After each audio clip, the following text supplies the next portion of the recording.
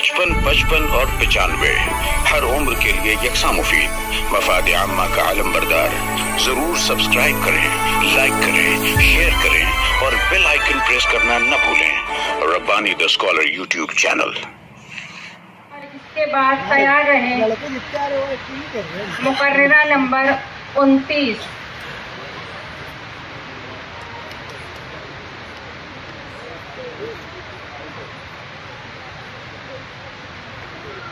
नहमदुहु व नुसल्ली अला रसूलिल करीम, अम्मा बाद। सदर आली वकार, अस्हाबे मीज़ान अदल और सामाईन अदब नवाज, अस्सलामु अलैकुम व रहमतुल्लाहि व बरकातुहू। हमें पढ़ाओ ना रिश्तों की कोई और किताब, पढ़ी है बाप के चेहरे की झुर्रियां मैंने। बाप एक शजर सायादार, इस उन्वान पर अपनी मारूज़ात अर्ज़ करना चाहती हूँ। अल्लाहु वहदहु ला शरीक लहू ने कुरान मजीद में अपने हक की उबूदियत की अदायगी के बाद सबसे पहले वालिदैन के हुकूक की अदायगी का हुक्म दिया। फरमाया वबिल वालिदैनि इहसाना, वालिदैन के साथ नेक सलूक करो। हदीस पाक में फरमाया गया अल्लाह को खुश रखना चाहते हो तो अपने वालिदे गिरामी को खुश रखो। वालिदे माजिद की शुक्रगुजारी में अल्लाह की शुक्रगुजारी पोशीदा है। जी हाँ सामईन इकराम, बाप अपनी औलाद के लिए एक साएदार दरख्त के मानिंद होता है जो अपनी औलाद को खूबसूरत मुस्तकबिल के लिए, अपनी औलाद के तमाम दुखों का मुदावा करने के लिए खुद दिन भर धूप में चलता है। हाँ, वही बाप है जो मजदूरी भी करता है, हमाली भी, मुलाजमत भी करता है, कारोबार भी, अपनी औलाद के हसीन मुस्तकबिल के लिए सफर भी करता है। होया सफर में होया हजर में रोजाना रिज़्क़ हलाल की जुस्तजू में सुबह सवेरे घर से निकलता है और ये कहता है बच्चों की भूख प्यास मिटाने के वास्ते सूरज की तरह रोज निकलना पड़ा मुझे।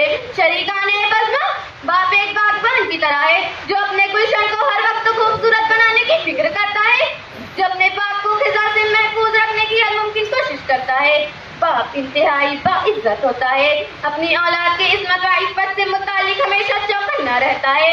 जहाँ अपनी औलाद नरीना का बेहतर मुस्तकबिल तय करने की फिक्र करता है, वही बेटियों की हिफाजत भी करता है। बाप दुनिया के सबसे बड़ा मुहसिन होता है अपनी औलाद के हक में। ऐ वो खुशनसीब लोग जिनके वालिदे गिरामी बकिया हयात है, अपनी किस्मत पर नाज करो।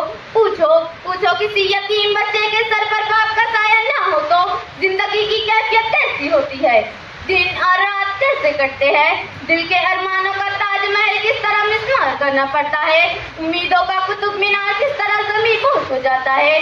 पूछिए उन यतीमों से जो ईद के दिन ईदगाह जाने के लिए अपने वालिदे गिरामी का वजूद तलाश करते हैं, अपने बाप की उंगलियां ढूंढते हैं और अपने बदनसीब नजरों से अपने दोस्तों को देखते हैं कि अपने अपने वालिद का हाथ पकड़कर खुशी खुशी ईदगाह जा रहे हैं।